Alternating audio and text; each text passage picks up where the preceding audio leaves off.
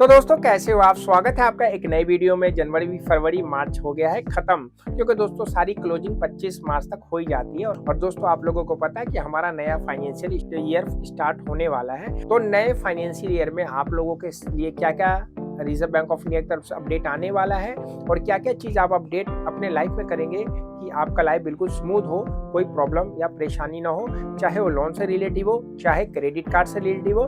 तो दोस्तों अब हम सीरीज स्टार्ट करने वाले हैं कि क्रेडिट कार्ड क्या होता है, बैंक आपको क्रेडिट कार्ड क्यों देता है, लोन क्या होता है, बैंक आपको लोन क्यों देता है। इन सारी टॉपिक्स को अगले 1 महीने में हम लोग पूरा कवर कर देंगे। और आप किसी भी बैंक का क्रेडिट कार्ड लेने का प्लान बनाएं या लोन लेने का प्लान बनाएं तो आप इन वीडियोस को देख के अपने जीवन में उन चीज़ों का अच्छे से उपयोग करके एक अच्छी ज़िंदगी जी सकते हैं। अगर उसको अच्छे से उपयोग नहीं करेंगे तो दोस्तों जैसे मैंने पिछली वीडियोस में बताया है कि लोन एक डेट ट्रैप होता है और जब फंस जाते हैं तो आप खुद सोच सकते हैं कि आपकी ज़िंदगी कितनी भय बहाय यानी कि खतरनाक मोड़ पे चली जाती है। तो ऐसा नहीं करने का है। तो आज सबसे पहले हम बात कर लेते हैं दोस्तों, क्रेडिट कार्ड क्या होता है। मैं हूं अब्दुल और आप देख रहे हैं।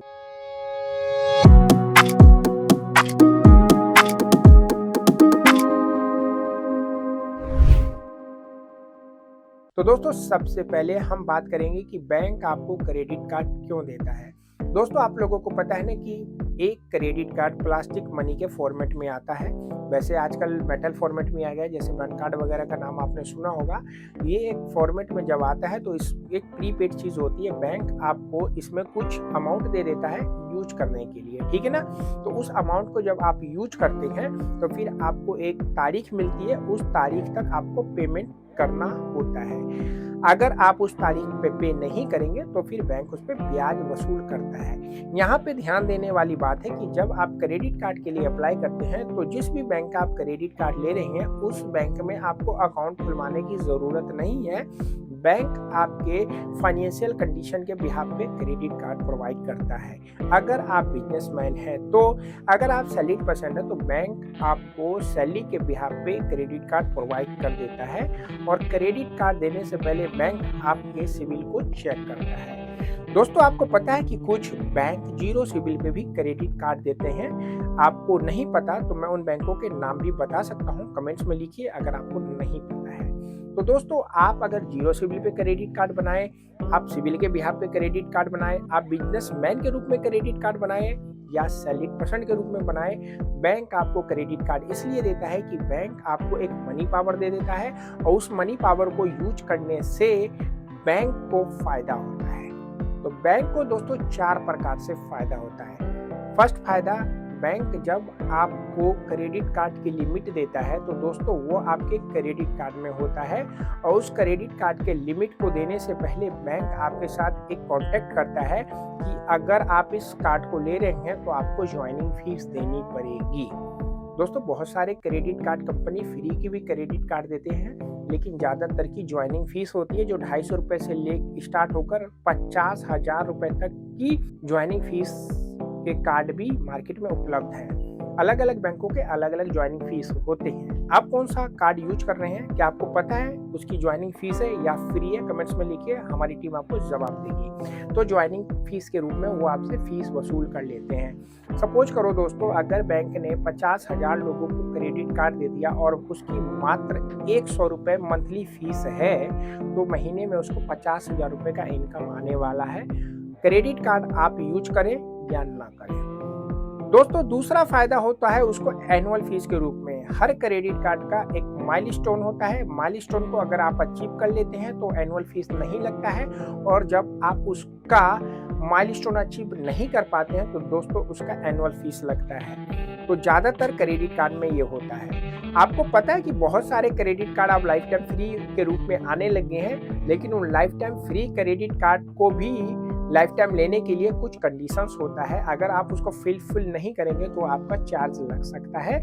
एग्जीक्यूटिव जो बेच रहा है वो आपको नहीं बताएगा, लेकिन आप MID मोस्ट इंपॉर्टेंट डॉक्यूमेंट्स पढ़ेंगे तो आपको पता चल जाएगा। तो दोस्तों एनुअल फीस के रूप में आप लोग उसको फीस देते हैं। तो ये 2 तरीके हो गए। क्रेडिट कार्ड जब बैंक आपको देता है तो उसको फायदा क्या हुआ। अगली बात कर लेते हैं दोस्तों कि बैंक को क्या फायदा होने वाला है आपको क्रेडिट कार्ड देने से। दोस्तों जब बैंक आपको एक क्रेडिट कार्ड प्रोवाइड करता है तो आपके पास मनी पावर हो जाती है। कल तक आपके सेविंग अकाउंट में 1 रुपए नहीं थे तो आप सोच समझ के पैसा खर्च कर रहे थे कि भाई मेरे पास आज पैसे नहीं है, लेकिन आज क्रेडिट कार्ड है तो आपके पास एक पावर है। आपका जो चीज़ चाहे लेने की इच्छा है तो आप उसके माध्यम से ले सकते हैं, क्योंकि 1 महीने के बाद आपको उसका पेमेंट करना होगा। लालच बुरी बला है, कहावत आपने सुनी होगी। आपने क्रेडिट कार्ड से कोई भी प्रोडक्ट ले लिया और जब आपका बिल जनरेट हुआ और आपको टाइम मिला, बिल साइकिल उसे बोला जाता है। बिल साइकिल पे ऑलरेडी मैंने एक वीडियो बना रखा है, आई बटन में है, जाके देखिएगा। और आपने उस बिल साइकिल तक बैंक को पैसा दे दिया तो कोई ब्याज लगने वाला नहीं है। लेकिन यहाँ भी बैंक को फायदा होता है, वो मैं आपको आगे बताऊंगा। लेकिन यहाँ पे अभी फिलहाल बैंक को फायदा नहीं दिख रहा है, आपको फायदा दिख रहा है क्योंकि आपको टाइम मिला हुआ है साइकिल पीरियड में, जो कि 15 से 20 दिन का होता है। इतने में भी आप पेमेंट कर सकते हैं। यहाँ पे बैंक आपको 2 पेमेंट का ऑप्शन देता है। आपने कभी स्टेटमेंट ध्यान से देखा हो, एक फुल पेमेंट जो आपका बना है और दूसरा होता है मिनिमम पेमेंट, यानी कि पूरे अमाउंट का 5%। आप 5% दे देंगे तो बैंक यहाँ पे 3.5 से 4% का ब्याज लगा के ये इनकम कमाने की कोशिश करेगा, और वो हमेशा आपको यही बोलता है कि मिनिमम ड्यू आप पे करो, मूलधन कभी भी नहीं बोलता कि आप पे करो। तो यहाँ पे अगर आप समझदार हैं तो आपको मिनिमम ड्यू नहीं करना है, जो टोटल अमाउंट है उसका पे करना है। दोस्तों यहाँ आपको ही फायदा होगा, बैंक को अभी फायदा नहीं होने वाला है। लेकिन अगर आप यहाँ पे मिनिमम करेंगे तो बैंक को फायदा होने वाला है। तो दोस्तों अब अगर आपने पूरा पेमेंट कर दिया तो बैंक दोस्तों आपको रिवॉर्ड पॉइंट देता है, और रिवॉर्ड पॉइंट से भी आप परचेजिंग कर सकते हैं। यहाँ पे भी आपको फायदा है। अब दोस्तों इस पूरे पेमेंट में बैंक को क्या फायदा होगा, आपने जिस भी मर्चेंट यानी कि जिस भी दुकान से चीजें परचेजिंग की है उनका एक मनी ट्रांसपोर्टेशन होता है। आप मान लीजिए कि लाइफ स्टाइल या शॉपर स्टॉप में शॉपिंग करने के लिए गए, इनकी हेड ऑफिस होती है मुंबई। अब इनका अगर आप कैश में शॉपिंग करते तो ये पैसा आप उनको कैश में देते, कैश से वो स्टोर करके बैंक में जमा करते, तो वहां से लेके वहां तक दोस्तों कितना रिस्क होता है, हो सकता है बीच में डकैती पड़ जाती। तो क्या होता है कि यहाँ पे मनी ट्रांसपोर्टेशन जो चीज़ है, दिल्ली से किसी स्टोर से बॉम्बे पैसा भेजा गया तो वो बीच में जो लॉजिस्टिक लगेगी वो सारी खत्म हो गई। तो क्रेडिट कार्ड को प्रमोट करने के लिए स्टोर भी आपको 2% 4% का ऑफर करता है, और उस ऑफर में बैंक अपना मार्जिन रख के आप लोगों को फायदा देता है। कभी आपने ध्यान दिया है कि buy 1 get 1, एक खरीदो 2 फ्री? कहीं ना कहीं आपको स्टोर की तरफ से ऑफर आता है कि ये क्रेडिट कार्ड यूज करोगे तो ये फायदा मिलेगा। तो दोस्तों यही होता है, मनी ट्रांसपोर्टेशन या लॉजिस्टिक का जो मामला होता है क्रेडिट कार्ड के माध्यम से खत्म हो जाता है, और कंपनी बैंक को ऑफर करती है 10% की, और बैंक आपको 4% या 5% का ऑफर करके 5% बैंक में कमा लेता है। तो ये भी चीज बैंक क्रेडिट कार्ड के माध्यम से ही कमाता है।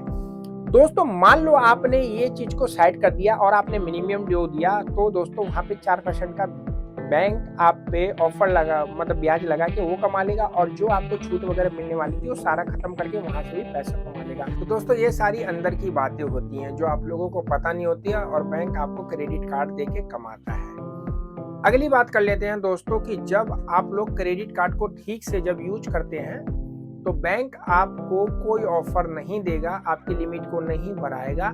लेकिन अगर आप उसका मिनिमम ड्यू देते हैं, आप उसका टाइम पे पेमेंट नहीं करते हैं, आप लेट पेमेंट करते हैं, तो दोस्तों अगर आपका 1 लाख रुपए का क्रेडिट कार्ड है लिमिट में, तो वो लिमिट बैंक आपका फटाक से बढ़ा देगा। इसका भी अंदर वाली बात होता है जो फिर कभी नेक्स्ट वीडियो में मैं आपको बताऊंगा। लेकिन दोस्तों मेन बैंक का मकसद यही होता है कि आप क्रेडिट कार्ड ले लें और इनके ट्रैप में फंस जाएं, क्योंकि दोस्तों इसका सबसे मोटा ब्याज होता है। दोस्तों जैसा कि आपको पता है कि ये एक अनसिक्योर्ड कैटेगरी का लोन ही होता है, तो ऑल लोन के मुकाबले जैसा home loan, car loan, lap loan, personal loan, उसके मुकाबले इनका रेट बहुत महंगा होता है। आपको पता है पर्सनल लोन और होम लोन का रेट ऑफ इंटरेस्ट क्या होता है? दोस्तों हमारा एक सीरीज चल रहा है लोन पर महाज्ञान, उसका प्ले लिस्ट है डिस्क्रिप्शन में, आप जाके देखिए तो आपको अच्छे से पता चलेगा। तो क्रेडिट कार्ड बैंक आपको इसलिए देता है कि आप लोन के ट्रैप में फंसे, क्योंकि जब आदमी के पास पैसा आता है तो साथ में लालच भी आता है, और लालच में लोग किस हद तक गिर जाते हैं वो कोविड में लोगों को पता चल ही गया होगा। तो अब आपको समझदारी दिखाना है और क्रेडिट कार्ड लेना है, तो बैंक को फायदा नहीं करके अपना फायदा करना है। किस बैंक का क्रेडिट कार्ड लेने का प्लान बना रहे हैं मैं और मेरी टीम दोस्तों क्रेडिट कार्ड प्रोवाइड करने में ऑल इंडिया की सर्विस प्रोवाइड कर रही है। जिस भी बैंक का क्रेडिट कार्ड चाहिए इस नंबर के व्हाट्सएप में आइए, मेरी टीम आपको बताएगी कि आपकी सैलरी पे कौन सा क्रेडिट कार्ड आपको सूट करेगा। तो आशा करता हूँ दोस्तों वीडियो में जो बातें बताई समझ में आई होगी। चैनल पर नए तो चैनल को सब्सक्राइब करके बेल बटन दबाइए। बैंकिंग और फाइनेंस से रिलेटेड कोई भी टॉपिक आपके माइंड में है तो AH के टिप्स लिख के सर्च कर सकते हैं, आपको सारी टॉपिक मिल जाएगी इस चैनल पे। और अगर आप डेट ट्रैप में फंसे हैं तो सेटलमेंट की सर्विस भी हमारे माध्यम से लेके आप ट्रैप से बाहर निकल सकते हैं। वीडियो को देख रहे हैं अगर आप फेसबुक पे फॉलो करना नहीं भूलिएगा। इंस्टाग्राम पे भी हम लोग हैं और रेगुलर वहाँ पे वीडियो अपलोड होती है। हमारी वेबसाइट www.hktips.com विजिट करिए, ब्लॉग मिलेगा वो जो आपके काम का हो। वीडियो अच्छी लगी लाइक करिए, कमेंट करिए, दोस्तों के साथ शेयर करना नहीं भूलिएगा। किसी भी टॉपिक पे अगर आपको वीडियो चाहिए तो कमेंट्स में जरूर लिखिएगा। मिलते हैं नेक्स्ट वीडियो में। रखिए ख्याल दोस्तों, जाने सी यू।